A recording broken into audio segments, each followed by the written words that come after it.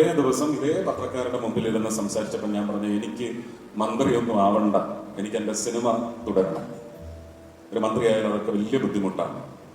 എനിക്ക് സിനിമാ അഭിനയം തുടരണം, ഒരുപാട് സമ്പാദിക്കണം, എൻ്റെ കുഞ്ഞുങ്ങൾ എവിടെയും എത്തിയിട്ടില്ല.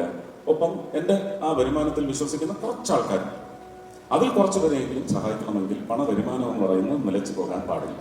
ഇപ്പൊ നല്ല തോതിൽ നിലച്ചിട്ടുണ്ട്. ഞാനൊക്കെ ആഗ്രഹിക്കുന്നുണ്ട്.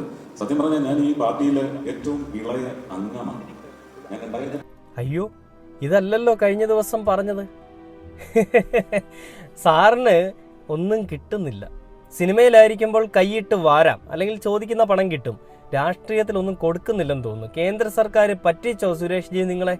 കഴിഞ്ഞ ദിവസം ഒരു വാർത്താ സമ്മേളനം, കലിംഗ് സമ്മേളനത്തിൽ പറഞ്ഞത്, ഞാൻ എൻ്റെ ശമ്പളത്തിൽ നിന്ന് ഇതുവരെയും ഒന്നും ഞാൻ എടുത്തിട്ടില്ല, എല്ലാം ജനങ്ങൾക്ക് വേണ്ടി ഞാൻ കൊടുത്തിരിക്കുകയാണ്, എല്ലാം ജനങ്ങളുടെ കഞ്ഞിപ്പാത്രത്തിലേക്ക് തന്നെ വീണിട്ടുണ്ട്. നിങ്ങളെല്ലാവരും